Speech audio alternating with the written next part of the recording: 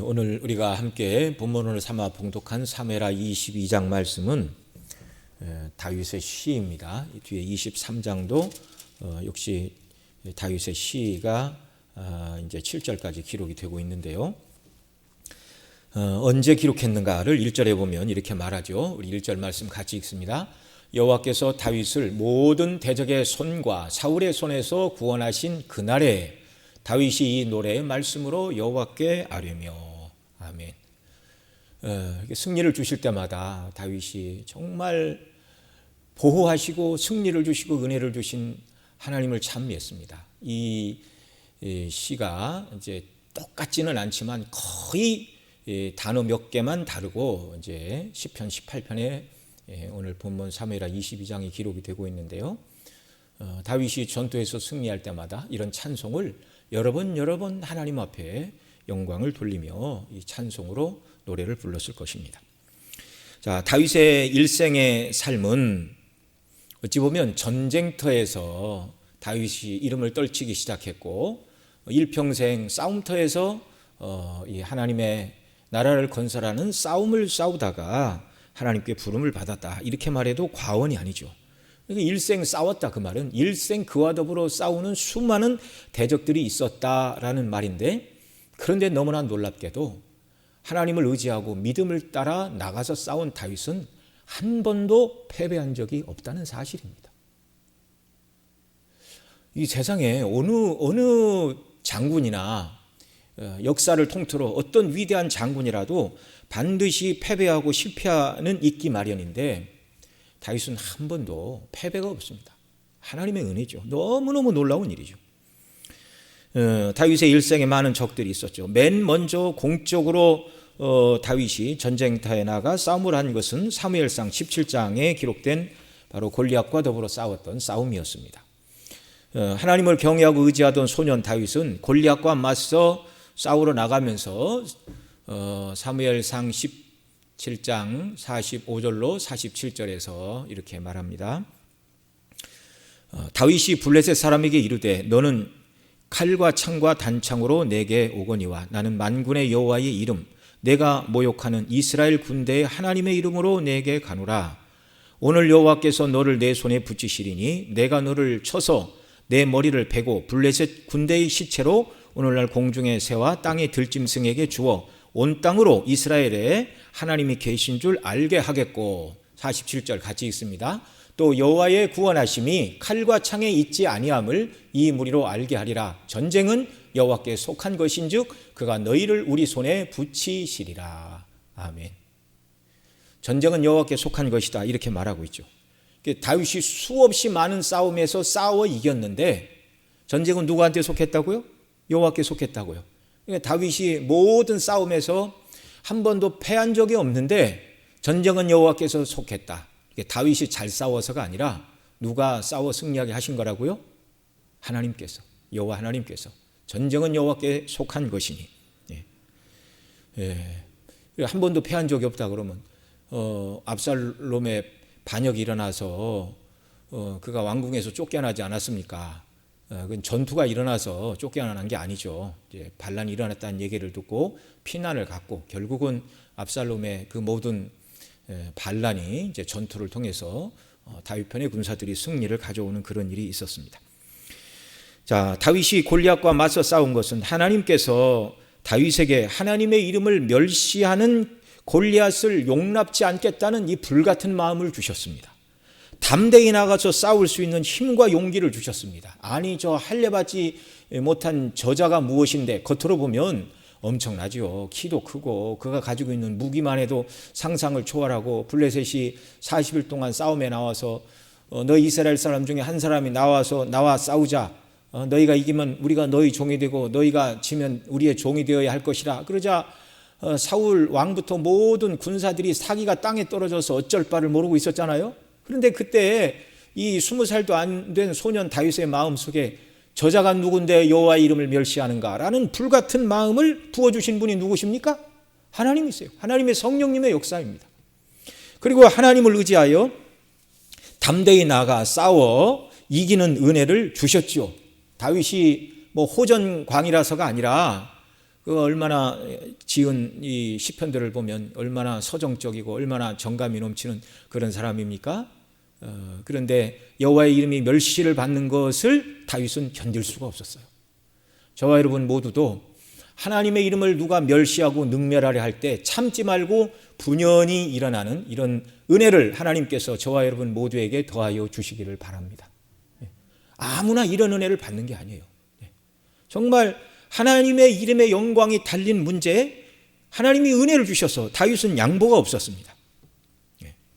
그래서 정말 물맷돌을 5개 들고 제구를 들고 나가서 거대한 앞에 방패든 자가 있고 창과 칼을 들고 골리앗이 내가 너를 찢어서 공중의 새와 들짐승에게 주리라 그렇게 말하였지만 이 다윗은 전혀 주눅들지 않았습니다. 우리 아까 읽은 대로 전쟁은 여호와께 속한 것이니 이렇게 말하면서 하나님을 의지하여 나가서 싸웠던 것이죠.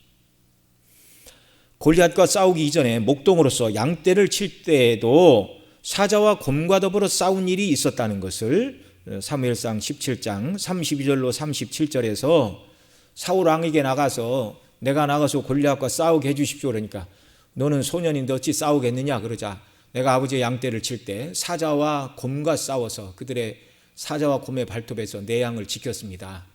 여러분 아무나 사자와 곰과 더불어 싸워서 이길 수 있는 게 아닙니다. 그러니까 내가 이미 사람은 아니지만 사자와 곰과 더불어 싸워서 이기는 은혜를 하나님이 주셨는데 저 블레셋에 골리앗을 못 이길 이유가 무엇이 있는가 이렇게 사울왕을 설득하면서 한 말입니다. 사무엘상 17장 32절로 37절 준비가 됐습니까?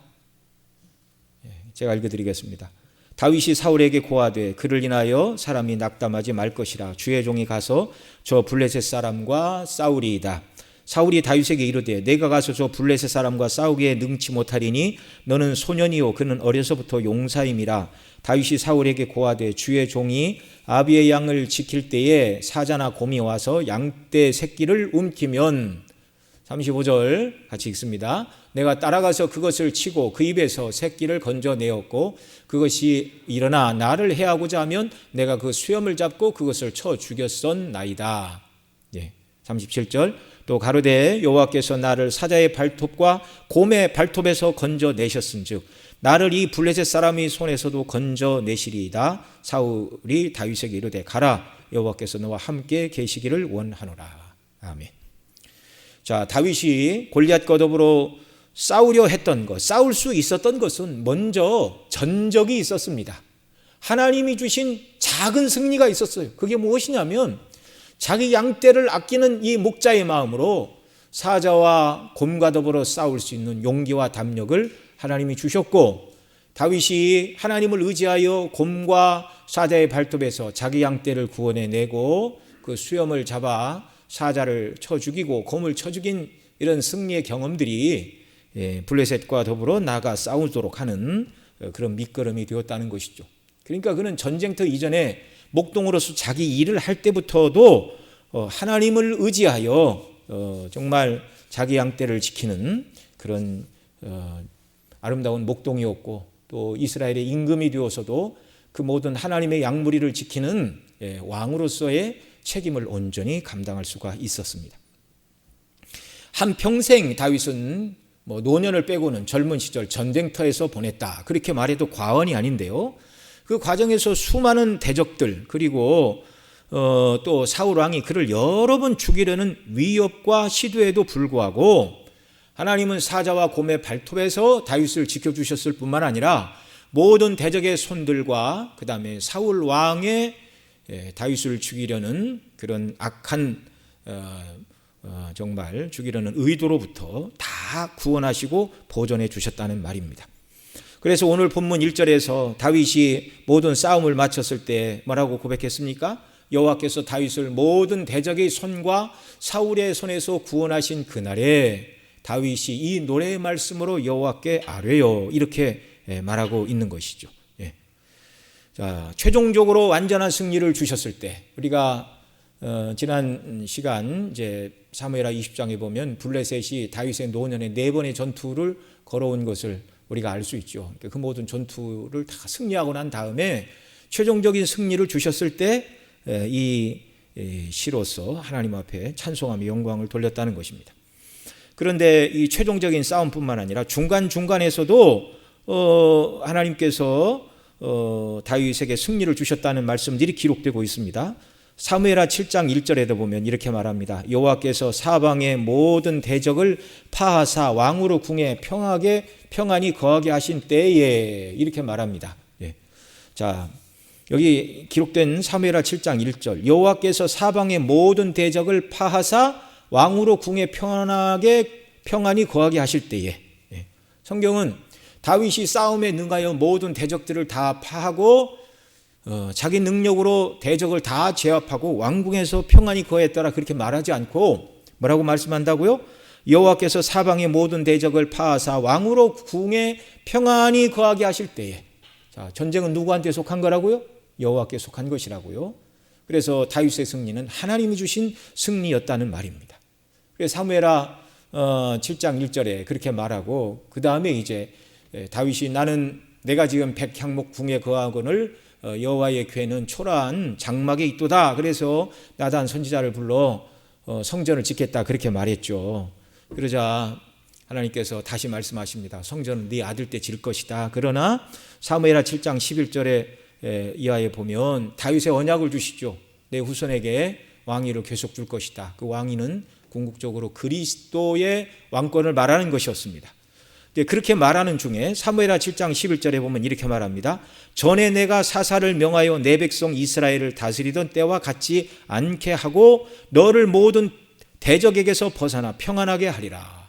그러니까 다윗 왕 이전에 사울 왕이었고, 사울 왕 이전에는 사사들이 통치했는데, 그때는 이스라엘이 범죄할 때마다 하나님이 대적의 손에 이스라엘을 파심으로 많은 고초와 곤란을 당하고 이렇게 정말 조공을 갖다 바쳐야 되고, 가을이 되면 농사 지으면 다 가을 주스를 빼앗아가는 그런 큰 고난을 당하던 때가 많이 있었습니다. 그런 사사 때와 같지 아니하고 너를 모든 대적에게서 벗어나 평안하게 하리라. 이게 사무엘하 7장에 주신 약속의 말씀이었습니다. 그러니까 중간중간 계속해서 하나님은 다윗에게 승리를 주신다 말씀하셨고, 노년의 모든 승리를 거두고 이렇게 하나님 앞에 찬미로 영광을 돌리고 있는 것이죠.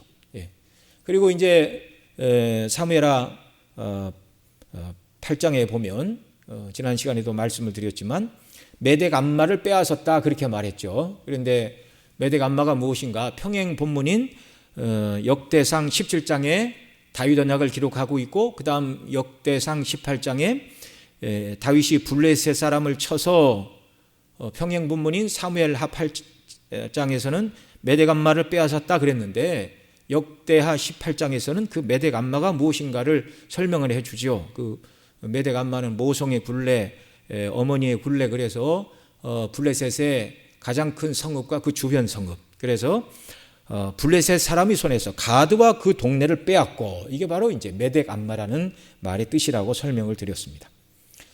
그러니까 하나님께서 사무엘하 7장 1절에서는 여호와께서 사방의 모든 대적을 파하사 다윗에게 궁으로 거하게 하신 때에라고 말씀하시고, 다윗 언약을 말씀하시면서도 사사의 때와 같지 않고 모든 대적의 손에서 너를 건져 평안하게 하리라, 이렇게 말씀하십니다. 그리고 이제 사무엘하 8장에서 이제 가드와 그 동네를 빼앗았다, 이렇게 말씀을 하고 있는 것이죠. 그리고 지난주에 살펴본 사무엘하 21장 15절로 22절에서 다윗의 노년에 블레셋 사람들이 그 땅에 거인이 나타날 때마다, 힘센 장수가 나타날 때마다 4번 싸움을 걸어왔다. 우리 지난주에 살펴봤죠.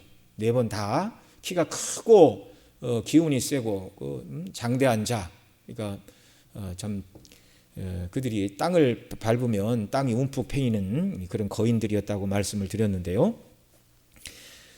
그래서 오늘 22장은 바로 21장 뒷부분에 기록된 4번의 블레셋과의 전투에서 하나님이 승리를 주신 다음에, 그 다음에 최종적으로 다윗이 나가서 싸우는 그 싸움이 이제 없었습니다. 그러자 최종 사무엘하 22장에서 1절에 이렇게 말하고 있는 것이죠. 다시 한번 읽습니다. 그런 이해를 가지고 이 말씀을 읽습니다.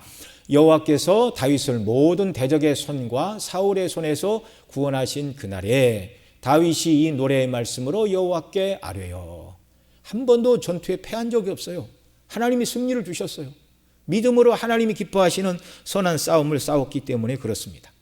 지금까지는 블레셋과의 싸움을 말씀을 드렸는데 또 1절 하반절에서는 사울의 손에서 구원하신 날에라고 또 그렇게 말하고 있죠. 다윗은 이스라엘의 나라밖의 대적뿐만 아니라 공을 세웠지만 왕에게 미움을 받아 살해 위협을 여러 번 받았습니다.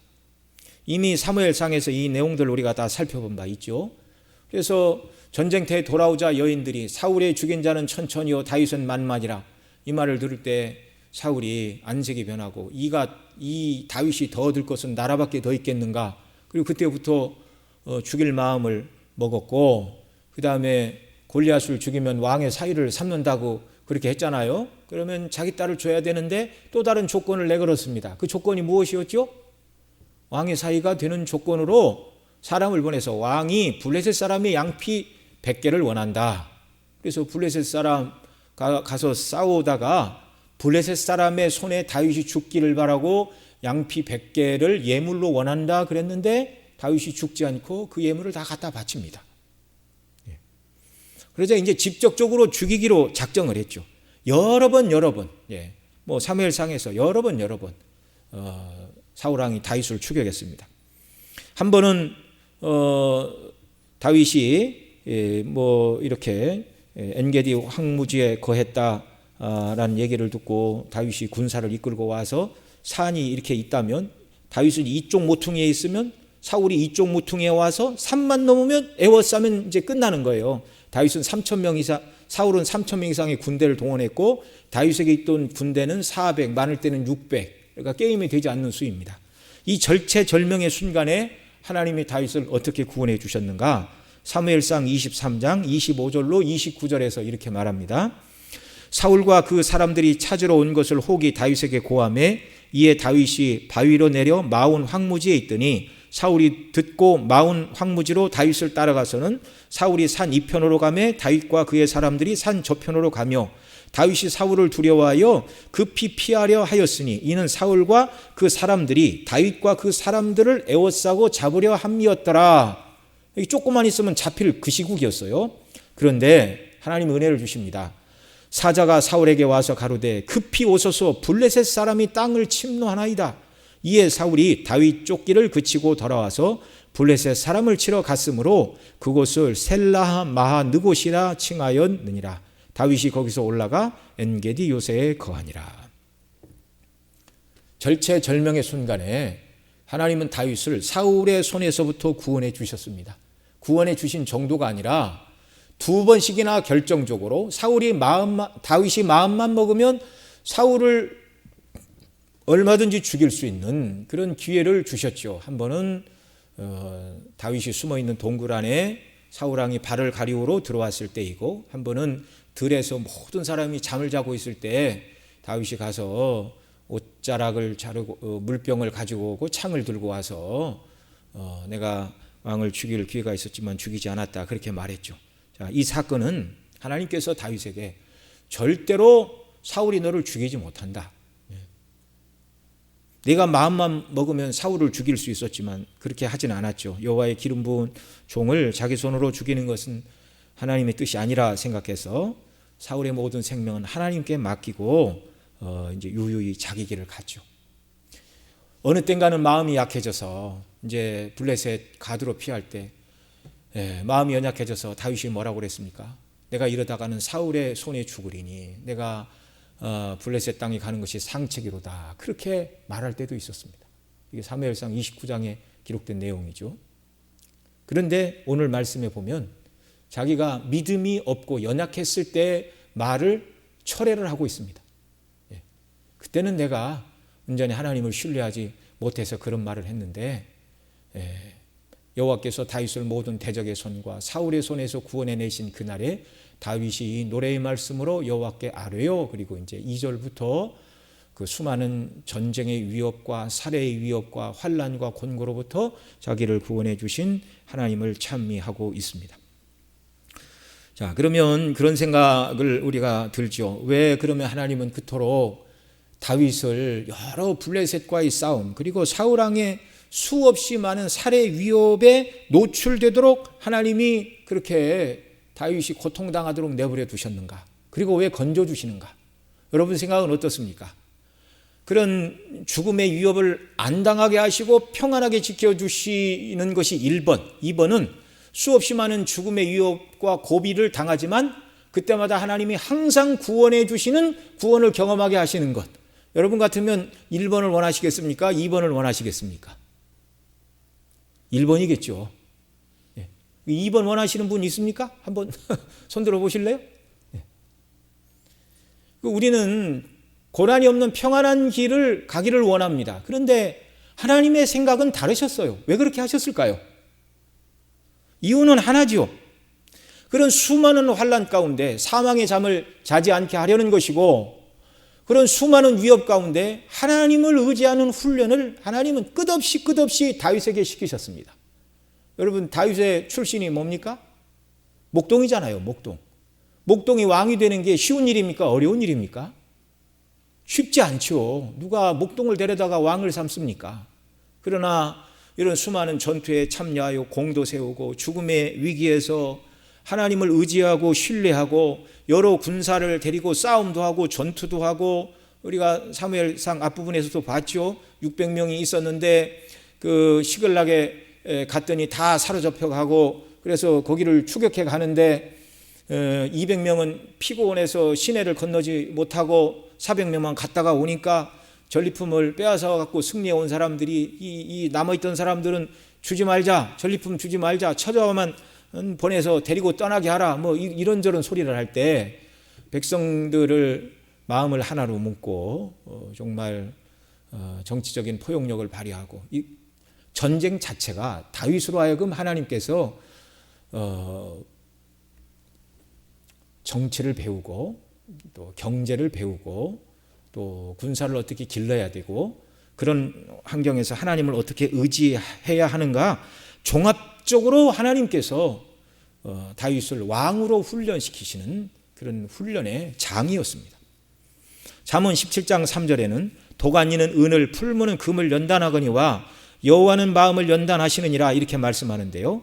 하나님께서 다윗의 마음을 어떻게 연단하셨는가? 사울이라는 용광로를 가지고 하나님이 쓰시기를 원하는 다윗 왕을 하나님만 의지하는 사람으로 연단하시는 과정이 바로 이 수많은 전쟁과 사울 왕의 죽이려는 살해 위협이었습니다. 하나님을 의지할 때 끝까지 지켜주셨죠. 여러분, 서두에도 말씀을 드렸지만 모든 싸움에서 다윗은 한 번도 패한 적이 없고 모든 싸움을 다 이겼습니다. 여러분, 이게 사람의 힘으로 가능한 일일까요? 불가능한 일입니다. 하나님의 역사입니다. 하나님의 역사. 사울이라는 용광로로 하여금 그 너무너무 뜨거운 훈련 교관이 다윗에게 있어서는 사울 왕이었어요. 사망의 잠을 자지 않게 하시고 항상 깨어 여호와를 더욱 의지하는 그런 사람, 하나님을 경외함으로 모든 것을 이겨내게 하는 사람. 시편 18편이 오늘 기록된 사무엘하 22장과 거의 몇 단어, 몇 달락만 다루고 똑같다고 말씀을 드렸는데요. 유사한 시편 18편의 시작은 이렇게 합니다. 나의 힘이 되신 여호와여, 내가 주님을 사랑합니다. 이 시편 18편 가지고 이렇게 노래도 만들어서 부르죠. 사람들이 나의 힘이 되신 여호와여, 내가 주님을 사랑합니다. 이건 정말 다윗의 일생에 있어서 이렇게 노래를 부르지가 않을 수 없어요. 항상 승리를 주시고 생명을 지켜주시고 자기를 붙들어 영광스러운 하나님의 백성들을 다스리고 통치하는 하나님의 왕권을 대행하는 왕으로 자기를 삼아주셨다. 그리고 나의 힘이 되신 여호와여, 내가 주님을 사랑합니다. 그리고 이제 본문 2절의 내용인 여호와는 나의 반석이시요, 이렇게 연결이 되고 있죠. 극심한 고난과 죽음의 위협과 환난으로부터 지켜주신 하나님께 나의 힘이 되신 여호와여 내가 주님을 사랑합니다.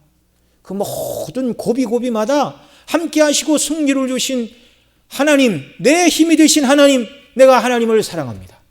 이 고백이 저와 여러분의 고백이 되기를 바랍니다.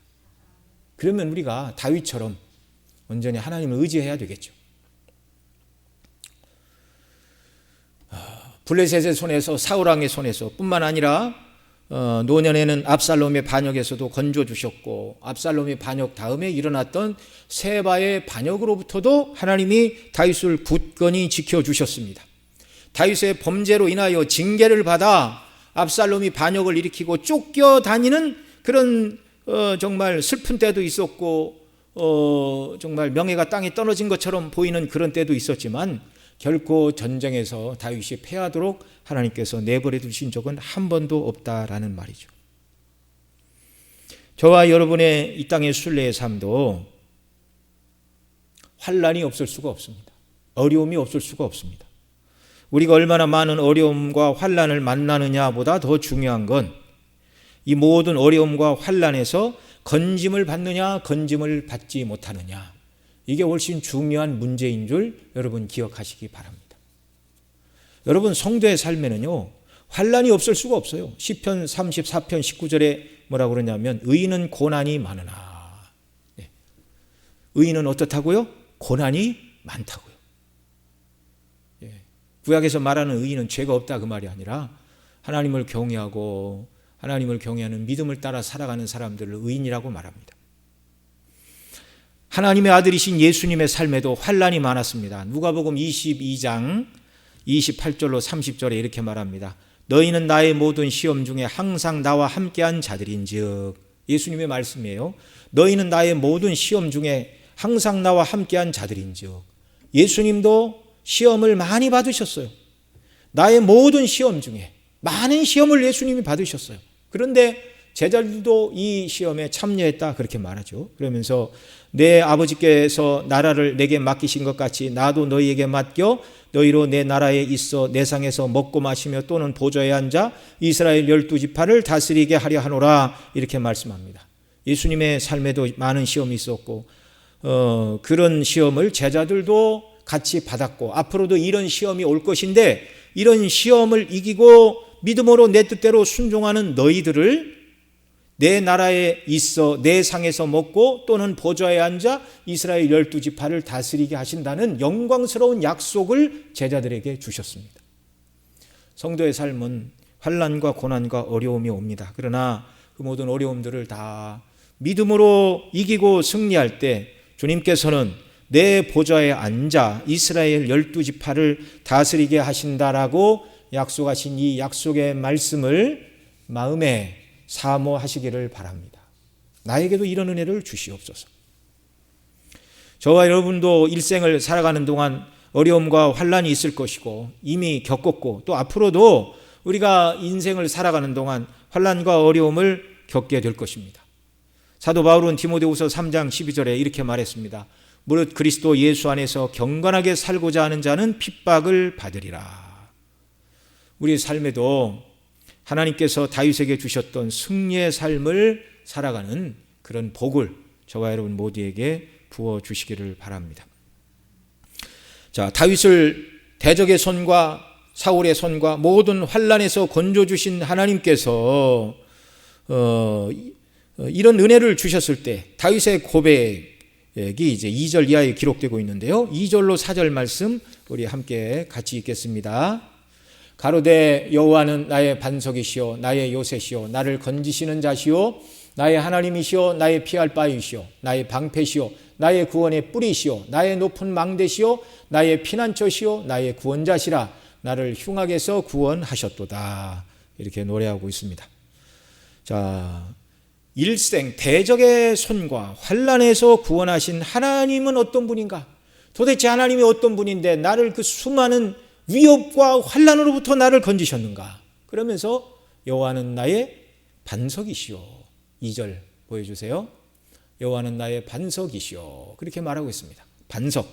이 반석이라는 말은 원어적으로 도달할 수 없을 만큼 높은 곳에서 보호하신다 그 말입니다.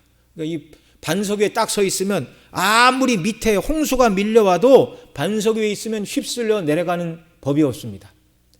이 죽음의 군대가 물맷듯이 밀려와도, 홍수처럼 밀려와도 반석 위에 하나님이 높은 곳에 다윗의 생명을 보호하고 계셨다, 그 말이죠. 또 나의 요새시오 이렇게 말하는데, 요새는 함락되지 않는 안전한 성체를 말하죠. 대적이 몰려와도 하나님이 요새가 되어주시니 절대로 하나님께서 다윗을 대적의 손에, 다윗의 생명을 내어주신 일이 없습니다. 그 다음에 또 나를 건지시는 자시오 이렇게 말하는데요, 이 문자적으로는 나에게 나아갈 수 있는 힘을 주시는 분, 위경이 찾아오고 곤란이 찾아왔으나 하나님은 나를 건지시는 분으로서 내게 이 위경과 곤란과 역경을 헤쳐나갈 수 있는 힘과 능력을 주시는 분, 이게 바로 나를 건지시는 자라는 뜻의 본래적인 의미입니다. 사무엘상 30장에 보면 다윗이 군사를 이끌고 블레셋 편에 서서 사울 왕과의 싸움에 나간 적이 있었죠. 하나님의 돌보심 가운데 그 블레셋의 방백들이 가드 왕에게 저 사람이 누군데 우리와 같이 싸웁니까? 전쟁이 일어나면 우리를 치고 사울 왕한테 갈 텐데 돌려보내십시오. 그래서 블레셋 방백들 때문에 그 싸움에 참여하지 않았어요. 이게 몇 달 됐죠. 여기 살펴본 적. 다윗이 못 이기는 척하고 내가 도대체 왕한테 잘못한 게 무엇인데 싸움에 못 나가게 하십니까? 겉으로 말은 그렇게 했지만 속으로는 야, 이 전쟁이 일어나면 어떻게 해야 되나? 참 하나님 나를 구해 주십시오. 그렇게 기도를 했겠죠. 이 곤란한 자리에서 하나님이 빼주셨습니다. 자기 거하던 시글락에 갔더니 다 집이 불타버리고 아이와 처자들이 없어요. 죽은 시체라도 있으면 죽었구나 하겠는데 사람이 하나도 없으니까 포로로 끌려간 줄 알았죠. 이때 다윗의 군사들이 뭐라고 합니까? 사무엘상 30장 6절에 보면 백성이 각기 자녀들을 위하여 마음이 슬퍼서 다윗을 돌로 치자 하니 다윗이 크게 궁급하였으나 그 하나님 여호와를 힘입고 용기를 얻었더라 이렇게 말하는데, 다윗이 자기 부하 군사들에게 돌에 맞아 죽을 정도로 아내와 자식을 빼앗기고 맹수처럼 이성을 잃고 울부짖는 부하들의 돌팔매가 날아오려는 그 절체절명의 궁급한 순간에도 하나님은 다윗에게 은혜를 주셨습니다. 그 궁급한 자리에서 하나님은 다윗을 건지시는 분이셨어요. 나아갈 수 있는 힘을 주시는 분이었어요. 궁급하였으나 그 하나님 여호와를 힘입고 용기를 얻었더라. 하나님께서 성령을 통하여 그 지각을 주셨죠. 돌을 들어 치려는 그들에게 낙담하지 마라. 여기 우리 아내 중에 한 사람이나 아이 중에 한 사람이 죽은 자가 있느냐? 포로로 끌려갔을지는 있으나 하나님 그들의 생명을 틀림없이 보존해 주셨을 것이다. 그리고 제사장에게 명하여 에봇을 갖고라고 물었죠. 추격하면 만나겠습니까? 만나리라. 구할 수 있겠습니까? 반드시 도로 찾으리라. 하나님은 그를 건지셨습니다. 소망이 없어 보이는 그곳에 하나님을 의지하고 앞으로 나갈 수 있는 힘과 은혜와 용기를 주셨어요. 그래서 맹수처럼 울부짖는 그런 신하들을 다독거리고 다시 군사를 정비하고 나아가 잃어버린 사람들과 잃어버린 자기의 재산뿐만 아니라 그들이 다른 곳에서 약탈했던 모든 보물을 다 얻어가지고 돌아오는 이런 일이 있었습니다. 여러분, 하나님을 끝까지 의뢰하고 신뢰하면 사람 눈으로 볼 때 끝났구나, 망했구나, 소망이 없구나라고 생각되는 상황에서도 하나님께서 역전의 은혜를 주시는 줄 믿으시기 바랍니다. 그 당시 같았으면 다윗이 그런 역전의 은혜를 하나님이 주실 줄을 생각을 했겠어요. 그러나 결과적으로 하나님은 다윗에게 이런 은혜를 베풀어 주셨습니다. 그래서 여호와는 나의 반석이요 나의 요새시요 나를 건지시는 자시요. 그 다음 3절에 보면 나의 하나님이시요 이렇게 말하는데, 나의 하나님이라는 말은 그래서 하나님만이 나의 예배의 대상입니다, 그 말입니다. 그리고 나의 피할 바위시요 이렇게 말하죠. 이 바위 위에는 지진도 대적도 홍수도 다 피할 수 있는 안전한 처소이고 나의 방패시요 이렇게 노래를 하는데, 칼과 화살로부터 막아주는 보호자가 되어주신다. 낮에 흐르는 살과 밤에 흐르는 이런 모든 죽음의 위협으로부터도 하나님께서 저와 여러분을 오늘도 보호하고 계심을 믿으시기 바랍니다. 또한 나의 구원의 뿌리시오 이렇게 말하는데 구원의 뿔은 승리를 말하죠. 구원을 주시는 하나님, 나의 피난처시오. 하나님의 능력으로 보호하여 주십니다. 피난처에 있으면 어떤 대적과 원수의 손에서도 안전한 것이죠. 그래서 나의 구원자시라 나를 흉악에서 구원하셨도다 이렇게 말합니다. 참된 구원자이신 하나님을 노래하는 다윗의 이 모습, 여러분 다윗이 고백하고 있는 구원의 하나님의 모습, 나의 반석, 나의 요새, 나를 건지시는 자, 나의 하나님, 나의 피할 바이시오, 나의 방패시오, 구원의 뿌리시오, 높은 망대시오, 피난처시오, 구원자라고 노래하고 있는 이 말들은 그저 문장력이 뛰어난 다윗이 미사여구를 동원한 것이 아니라 그의 삶 속에서 수많은 죽음의 위협과 환난으로부터 건져주신 은혜를 생각할 때 자동적으로 터져나오는 감사의 찬송이었습니다. 하나님이 베푸신 은혜는 다윗이 노래하고 있는 것보다 훨씬 더 큰 은혜였음을 여러분 믿으시기 바랍니다.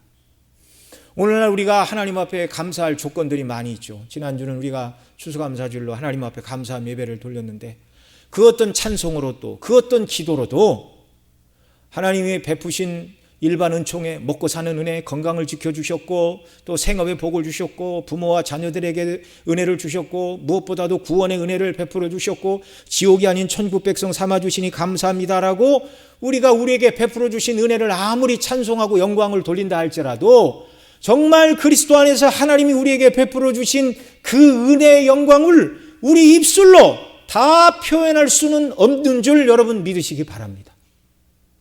우리에게 약속하신 완전한 구원, 천국에 들어가게 될 때 이런 영광스러운 나라를 하나님이 주실 줄은 우리가 믿고 있었지만 이 나라에 들어와 눈으로 보니 여러분이 지금 상상하시는 것보다 하나님의 영광스러운 나라가 이 땅에서 상상하는 것과 비교할 수 있겠습니까? 비교할 수 없는 나라예요. 비교할 수 없는 나라예요. 모든 면에서 비교가 안 되는 은혜를 하나님은 우리에게 이미 주셨고 앞으로도 완전한 이 영광의 구원을 이루어 주실 것입니다. 기쁘고 찬송하고 찬미할 것밖에 없는 것이죠. 그래서 3절 맨 마지막에서는 나를 이 흉악에서 구원하셨도다. 이 흉악함으로부터 구원해 주신 하나님의 은혜의 영광을 높이고 찬미하고 있습니다. 저와 여러분의 고백도 다윗과 같은 이런 고백을 할 수 있는 은혜를 하나님께서 베풀어 주시기를 바랍니다. 여러분, 저와 여러분은 다윗이 받은 은혜를 안 받은 게 아니에요. 저와 여러분은 다윗과 같은 전쟁터에 칼을 들고 나간 적은 없지만 이 모든 은혜는 그리스도 안에서 베푸시는 구원의 은혜의 예표적인 모습들입니다. 이 구원을 저와 여러분이 다 받았습니다. 우리가 하나님 앞에 기도해야 돼요. 성령님의 역사로 말미암아 우리가 받은 이 구원의 영광이 얼마나 크고 놀라운가를 저희들로 하여금 깨달아 알게 해주시기를 원합니다. 낮에 어느 성도님하고 잠깐 그런 얘기를 했는데 십자가의 대속의 은혜의 영광을 온전히 깨닫게만 되면 세상과 나는 간곳 없고 나에게는 아무것이 없다 할지라도 주님이 나를 구원해 주신 그 하나만을 온전히 깨닫게 되면 마음의 기쁨과 감사와 감격이 넘쳐남으로 이 땅을 살게 되는 줄 믿으시기 바랍니다. 그러니까 여러분, 우리가 딱 눈을 들어 사람들을 바라보고 세상을 바라보고 집 앞에 큰 빌딩을 보면 아유 참 저 사람은 좋겠네, 하나님 나한테는 왜 안 주시나, 그거보다 더 큰 하늘의 영광이 저와 여러분을 위하여 예비되어 있는 줄 여러분 믿으시기 바랍니다. 이 세상은 다 장차 불타버릴 세상이에요. 소망을 이 땅이 아니라 하나님께 두고 살아가는 역사, 이런 은혜를 이미 주셨는데 우리의 영적인 눈을 활짝 열어주시고 성령께서 그리스도 안에서 우리에게 베푸신 은혜를 온전히 깨닫게 하신다면 저와 여러분 모두도 다윗만큼 뛰어난 그런 정말 아름다운 찬송시를 쓸 수 있을지 없을지는 몰라도 그러나 심정만큼은 뜨겁게 하나님을 찬미하는 자들로 주께서 바꾸어 주실 수 있는 줄 믿으시기 바랍니다. 우리가 이런 은혜를 누리며 살아야 돼요. 자, 그러면 다윗은 그 모든 대적과 환난과 시험에서 항상 건지심을 받고 모든 싸움에 나갈 때마다 항상 승리하는 하게 하심을 입은 까닭은 무엇인가? 왜 하나님은 다윗으로 하여금 모든 싸움에서 승리하게 하셨는가? 4절 말씀 같이 읽습니다. 오늘 본문 4절 시작. 내가 찬송받으실 여호와께 아뢰리니 내 원수들에게서 구원을 얻으리로다. 내가 찬송받으실 여호와께 아뢰리니 내 원수들에게서 구원을 얻으리로다. 자, 내가 하나님께 아뢰었다 그 말이죠. 고통과 곤고의 순간에 하나님께 아뢰었다. 우리 7절 읽었는데 우리 7절도 한번 보여주시기 바랍니다. 뒤로 가서 7절 같이 읽습니다. 내가 환난 중에서 여호와께 아뢰며 나의 하나님께 아뢰었더니 저가 그 절에서 내 소리를 들으시며 나의 부르짖음이 그 귀에 들렸도다. 자, 다윗의 연전연승의 이유라고 하면 그렇지만 이 모든 곤란을 맞이할 때마다 하나님께서 다윗이 나가 싸워 승리를 주셨는데 나가서 싸우기 전에 어떤 일이 먼저 있었다고요? 아뢰는 일. 내가 이 환난 중에 여호와께 어땠다고요? 아뢰며 나의 하나님께 아뢰었더니, 아뢰었다는 말을 7절에서 2번 하고 있고, 그러자 저가 그 전에서 내 소리를 어떻게 하셨다고요? 들으시며. 성도의 부르짖는 기도를 하나님은 하나도 빼놓지 않고 들으심을 믿으시기 바랍니다. 이게 우리가 하나님 앞에 나가 담대히 기도할 수 있는 이유예요. 세상의 다른 종교는 아무리 기도해도 들어줄 대상이 없지만 우리의 기도, 그리스도의 이름으로 바르게 드리는 기도는 하나도 땅에 떨어지지 않고, 성경에 보면 천사들이 그 향로에 성도의 기도를 받아서 이게 향기다 그렇게 말하죠. 하나님 앞에 갖다 바친다. 요한계시록에 이렇게 말을 하고 있습니다. 저와 여러분이 그리스도의 이름으로 믿음을 따라 드리는 모든 기도 하나도 쏟아지지 않고 하나님 앞에 다 향기로운 제물로 연락되는 줄을 믿으시기 바랍니다. 그래서 우리는 기도할 수 있어요. 자, 기도를 하는데 여기 7절 하반절에 보면 나의 부르짖음이 그 귀에 들렸도다 이렇게 말하는데, 이 부르짖음이라는 말을 학자들은 어떻게도 번역을 하냐면 비명이라고도 번역을 합니다. 큰 환난 가운데서 여호와 하나님이시여 나를 건져주시고 구원하여 주소서라고 비명을 질렀다는 거예요. 상황이 급박할 땐 비명을 지르듯이 여호와 앞에 부르짖고 아뢰고 아뢰었더니 하나님이 들으셨어요. 하나님이 들으셨어요. 시편 141편도 다윗의 시인데 환난 중에 어떤 마음으로 기도를 했는지 1절 2절이 이렇게 말합니다. 여호와여 내가 주를 불러싸우니 속히 내게 임하소서. 내가 주께 부르짖을 때 내 음성에 귀를 기울이소서. 나의 기도가 주의 앞에 분향함 같이 되며 나의 손드는 것이 저녁 제사 같이 되게 하소서. 구약시대의 기도법은 손을 들고 기도했잖아요. 이렇게 나의 기도가 주의 앞에 분향함 같이 되며, 성소에서 그 향단에 이렇게 향을 올리면 이렇게 향 연기가 쭉 올라가잖아요. 그런 것처럼 내 입술에 나오는 기도가 이 분향단에 이 향의 연기가 하늘로 올라간 것처럼 내 기도가 하나님 앞에 상달되기를 원합니다. 또 나의 손드는 것이, 이 기도를 손들고 했다고 말씀을 드렸죠. 나의 손드는 것, 이 말은 내 기도라는 말과 똑같은 표현입니다. 저녁 제사같이 되게 하소서. 저녁 제사는 무엇입니까? 상번제 중에 오후에 드리는 제사를 말하죠. 그러니까 매일같이 오전과 오후에 번제로 하나님 앞에 성전에서는 제사를 드렸는데, 저녁 제사, 이 번제물을 올려놓고 거기에 나무로 이 제물을 다 태워서 제사를 드릴 때 활활 타는 불꽃, 나무 장작, 그 다음에 그 장작에 올려진 번제물이 타고 또 기름이 타고, 기름이 타는 그 고소한 냄새, 그 향기름을 하나님 앞에 이렇게 태워드리는 것입니다. 모든 것을 활활 제물이 타오르는 것처럼 나의 손 들고 기도하는 이 기도가 하나님 앞에 온전히 상달되기를 간절히 염원하는 기도. 하나님이 살아계시고 내 기도를 들으시고 응답하신다는 확신 가운데 다윗은 이렇게 하나님 앞에 기도했다는 말입니다.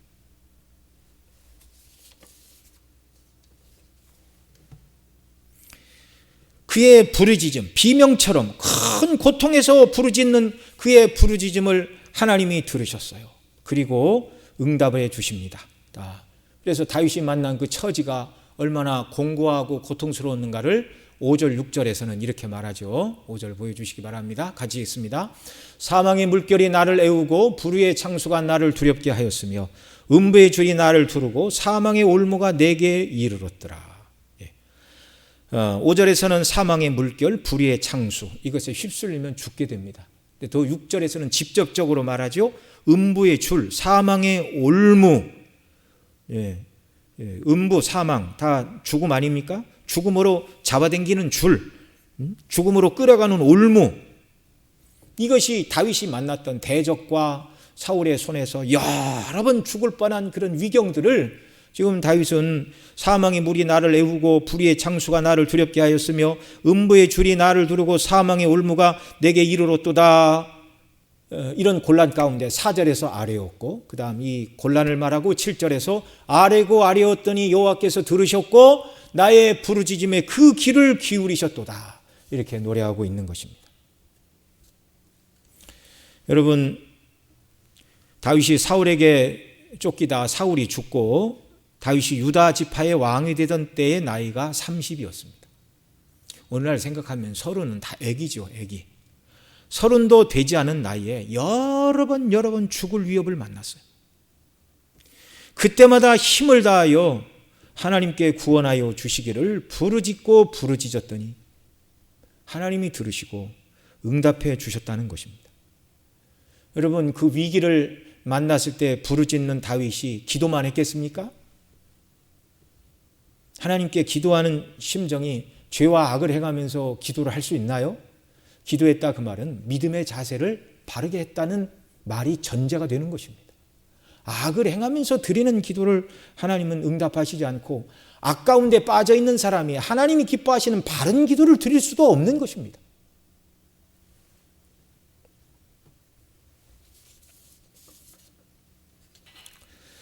자, 다윗의 일생 동안 모든 대적과 사울의 손에서 모든 환난에서 하나님께서 다윗을 구원해 주신 이유가 무엇인가? 첫째는 하나님의 은혜입니다. 그를 택하시고 하나님의 자녀와 백성 삼으시고 그리고 하나님의 백성을 통치하는 왕으로 삼으시기 위하여 그를 뽑아내시고 훈련하시고 정말 필요할 때 은혜를 베풀어 주신 하나님의 긍휼의 은혜. 우리가 모든 것을 생각할 때마다 일차적으로는 하나님의 긍휼의 은혜에 감사합니다. 그렇게 기도해야 되고요. 두 번째로 이 하나님의 은혜는 그 모든 대적과 환난을 만났을 때 다윗으로 하여금 전심으로 하나님께 어떻게 하게 만들었습니까? 아뢰고 부르짖게 만들었습니다. 양을 칠 때도 하나님께 기도하고 하나님께서 주신 힘으로 사자와 곰과 더불어 싸워 자기 양떼를 지키게 하신 하나님, 이 작은 승리의 경험들이 그로 하여금 더욱 하나님을 신뢰하고 대적과 맞서 싸울 때에도 사울이 자기를 죽이려 할 때에도 하나님께 기도하고 도우심을 구하는 그런 근거요, 이유요, 원인이 되었던 것입니다. 하나님의 은혜요, 은혜 받은 다윗은 그 모든 어려움을 앞에 두고 낙마하거나 자기 생각으로 해결하지 않고 어떻게 했다고요? 기도했다고요. 하나님께 아뢰었다고요. 저와 여러분 더더욱 형편과 처지를 바라보고 낙망하지 말고 더욱더 날마다 하나님께 아뢰고 기도하는 이런 귀한 역사가 우리에게 있기를 바랍니다. 이 모든 문제 가운데서 주께서 은혜를 베풀어 주실 줄 믿습니다. 그러면 다윗이 하나님 앞에 이렇게 기도할 수 있었던 것은 무엇이죠? 거기서 한 반 더 나가면 하나님이 내 기도를 들으신다는 하나님이 누구신가에 대한 온전한 이해와 믿음이 다윗에게 있었습니다.